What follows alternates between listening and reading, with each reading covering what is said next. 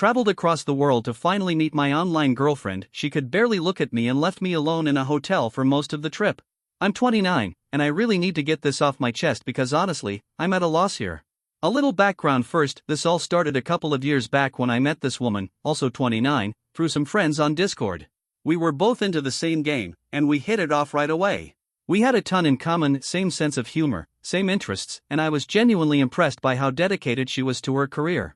She works in tech, don't want to be too specific, but she's always buzzing about her projects and what she's working on. Super passionate about what she does.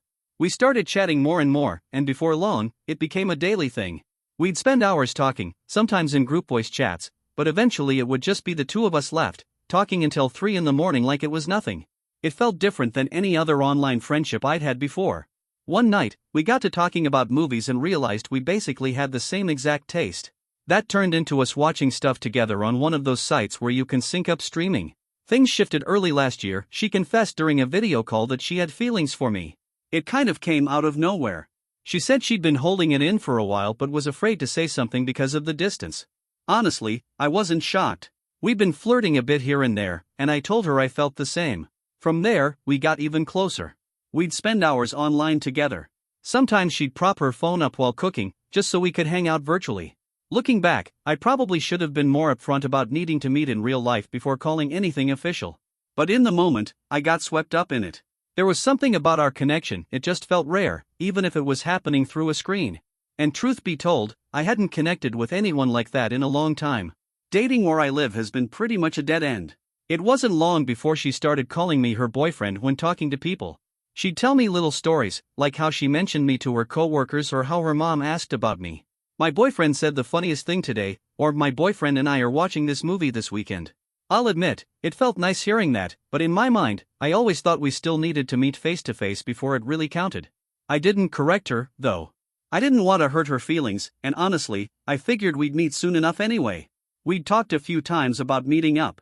She deals with pretty bad anxiety and has some chronic health issues, not life-altering, but it makes traveling hard.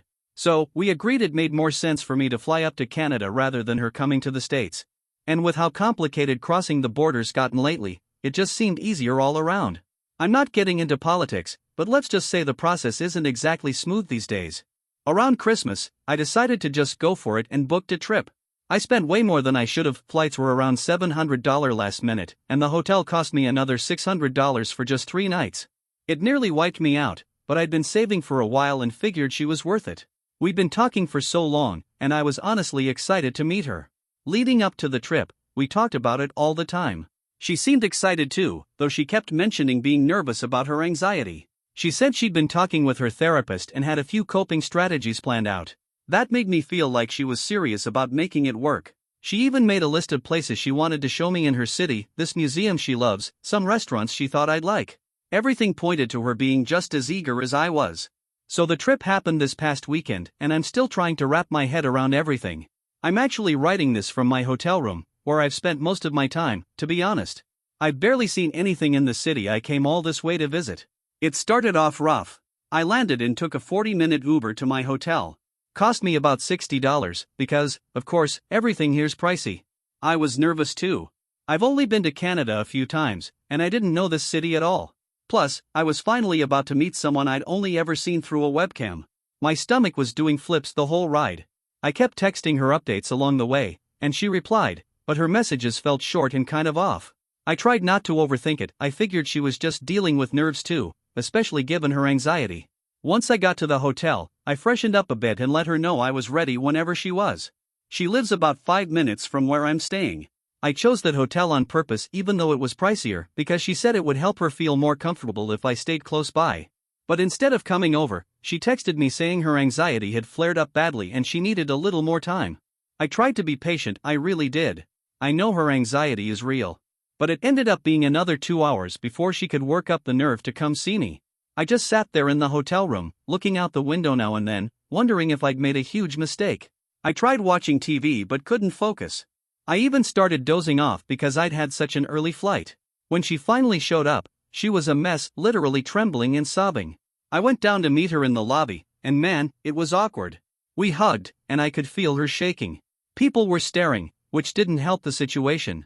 I suggested we head up to my room so she could calm down in private, and she nodded. Once we got to my room, she sat on the edge of the bed and just cried, like full-on crying, for 10 solid minutes. I didn't know what to do, so I just sat beside her and gave her a few gentle pats on the back now and then. I asked if she wanted water, and she nodded, so I grabbed her some from the bathroom sink. Eventually, she started calming down and apologized at least 20 times. She kept saying she didn't understand why she got so anxious and that she'd felt fine until it was time to actually come meet me.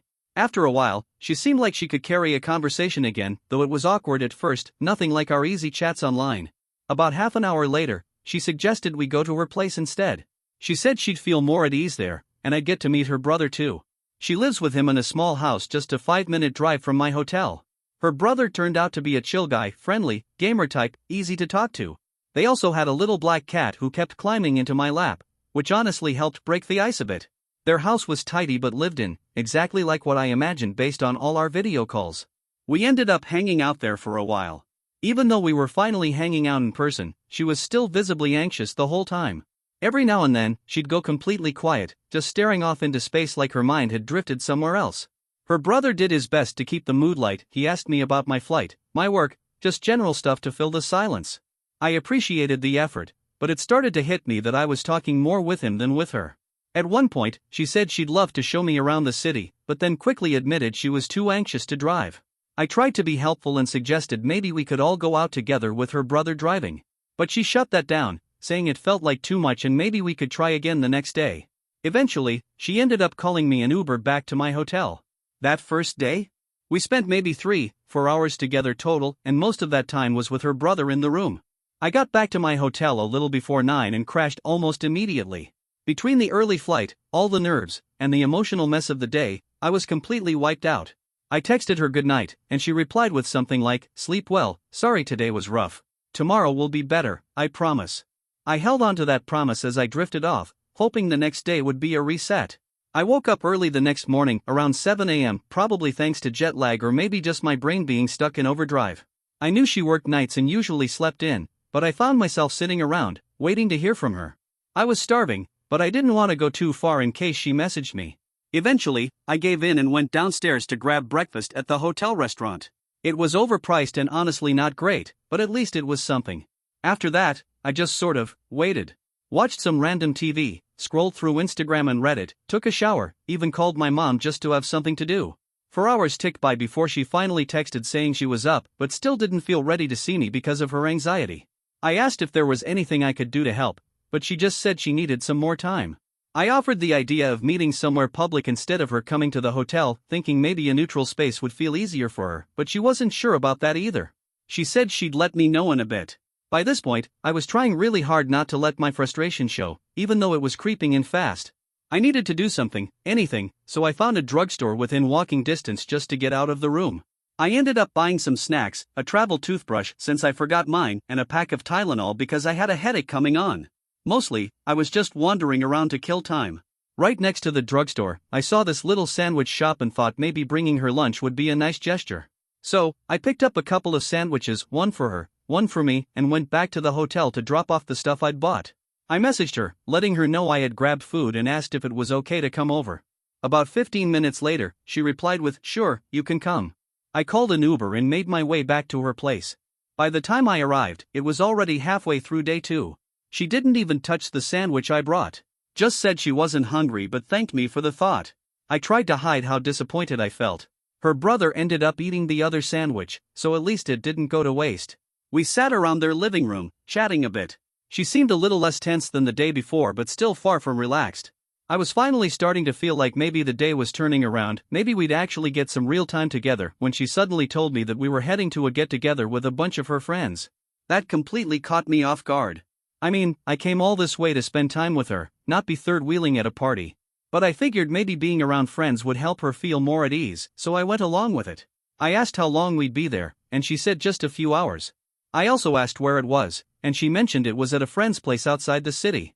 I did my best to sound upbeat, but inside I was pretty bummed. This wasn't how I pictured spending our first real day together. The drive there was about an hour long. Her brother drove, she sat up front, and I was in the back seat. They talked the whole way, inside jokes, names I didn't recognize. Every so often she'd try to fill me in on what they were talking about, but I still felt like an outsider. I ended up just watching the scenery go by.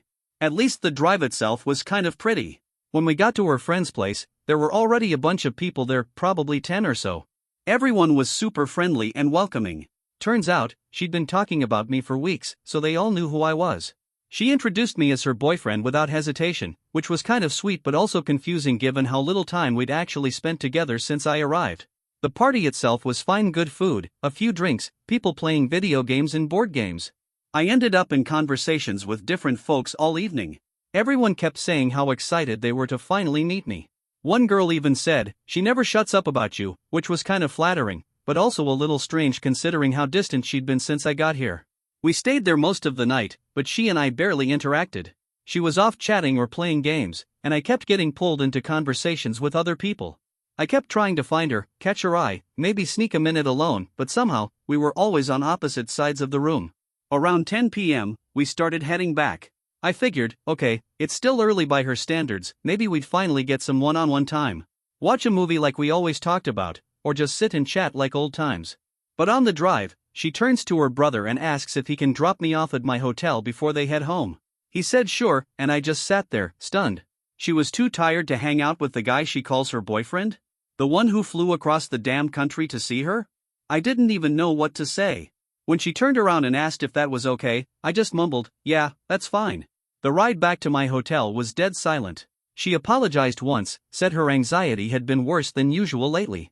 I told her it was okay, even though it really wasn't. But what was I supposed to say? I couldn't exactly beg her to spend time with me. When we got to the hotel, she gave me a quick hug and said she'd text me in the morning. Then she left. I walked back into my room feeling completely defeated. Day 2 was barely better than day 1, and I was seriously starting to wonder if this whole trip was just a waste. I tried putting on a movie on my laptop, but I couldn't focus. Ended up just doom scrolling on my phone until well past midnight. I didn't want to text her and make things worse, especially if she was already overwhelmed. But I was stuck. I had no idea what to do. To top it off, I was supposed to meet her mom the next night for dinner. At that point, I felt like I'd met just about everyone in her world, except the version of her I thought I was actually dating.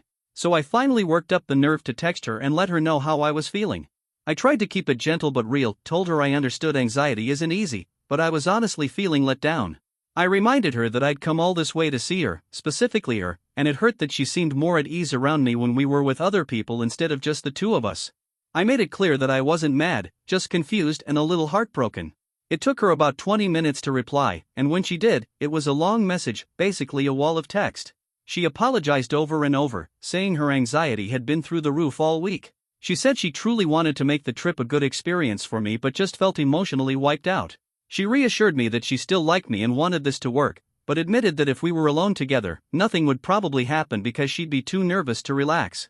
She explained that it had been a couple of years since she was last in a relationship, and this whole situation felt overwhelming to her. Being around other people made her feel safer, less pressured to be on all the time. She said she was worried I might be silently judging her or comparing her in person to how she is online. She also opened up about being scared of physical closeness after such a long break, and that she was worried I might expect more than she could give. I responded right away and told her none of that was what I was expecting. Physical stuff wasn't why I came out here. I told her I hadn't even had a real hug from her, so there was clearly no pressure from my side. I just wanted to spend quality time together, talking, laughing, sharing space like we'd been doing for months online. I didn't fly across the country looking for sex. I came because I wanted to meet the person I'd grown close to on a real, emotional level. She seemed to relax a bit after that and promised we'd have some time to ourselves after dinner with her mom.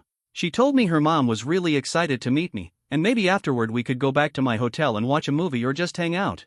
It wasn't the romantic evening I'd imagined, but it was something. So I agreed. That night, I couldn't really sleep. I just kept lying there, replaying everything in my head. I started questioning whether I'd made a huge mistake getting involved with someone who was dealing with this level of anxiety. I know that sounds harsh. I don't blame her for struggling with her mental health, it's not her fault, but I started wondering if a long-distance relationship filled with these kinds of emotional hurdles was something I could realistically handle. And now here I was, last full day of the trip. My flight was scheduled early the next morning. And all I could think was that the whole thing had felt like a total waste. Time, money, energy, all of it.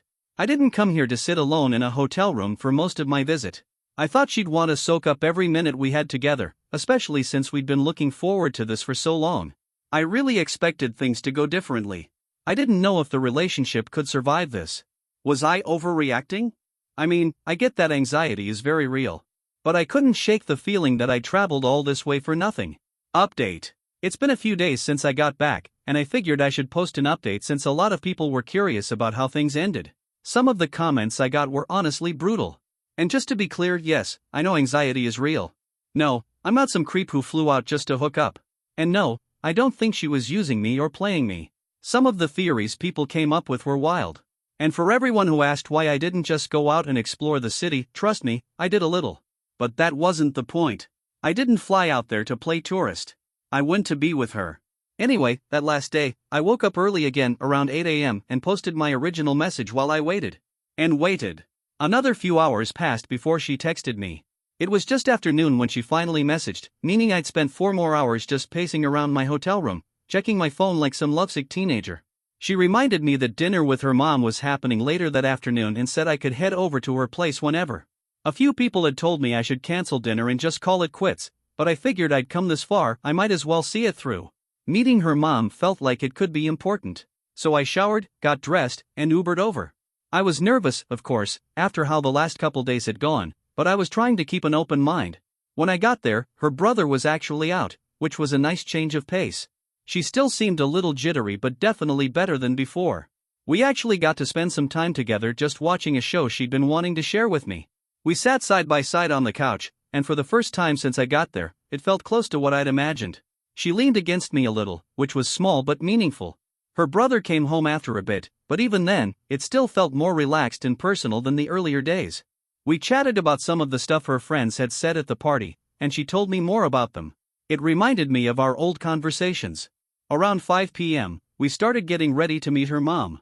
I was a little on edge. Meeting someone's parent is always kind of a big deal, and considering how up and down the trip had been, I didn't know what to expect. She drove us to the restaurant, and I could see the nerves creeping back in, so I tried to keep things light and casual during the ride. The place was this cute little Italian restaurant. Her mom was already there when we arrived. She stood up right away, hugged her daughter, and then turned to me with a warm smile. I could instantly see the resemblance, they had the same eyes.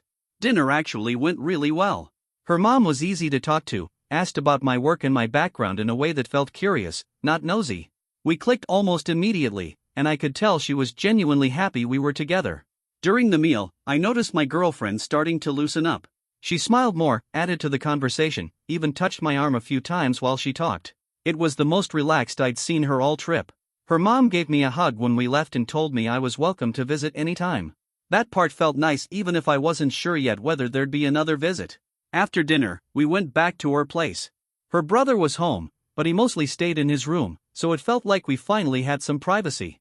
It was similar to earlier, just hanging out, watching stuff, chatting. Still not exactly alone time, but definitely a step closer to it. Was it how I pictured spending the last night of the trip? Not exactly. But compared to how things had started, it felt like progress. Later that night, instead of calling me an Uber again, she actually offered to drive me back to the hotel herself. Honestly, that felt like a small but meaningful win. On the drive, we talked about the trip, what went well, what didn't. She apologized again for how things had gone. I told her I really had hoped we'd have more days like today, and she agreed. She said maybe next time would be easier now that the pressure of the first meeting was out of the way. When we got to my hotel, she came upstairs with me and helped me double-check my packing for the early morning flight. She went through the drawers and bathroom just to make sure I wasn't leaving anything behind. It was a small moment, her helping me double-check drawers and toiletries, but honestly, it felt more intimate than most of the trip had. Just the two of us in that quiet room, no pressure, no audience, no distractions. As she was getting ready to leave, we finally shared a kiss. Nothing dramatic or drawn out, just a soft, sincere goodbye kiss. It didn't last long, but it was sweet.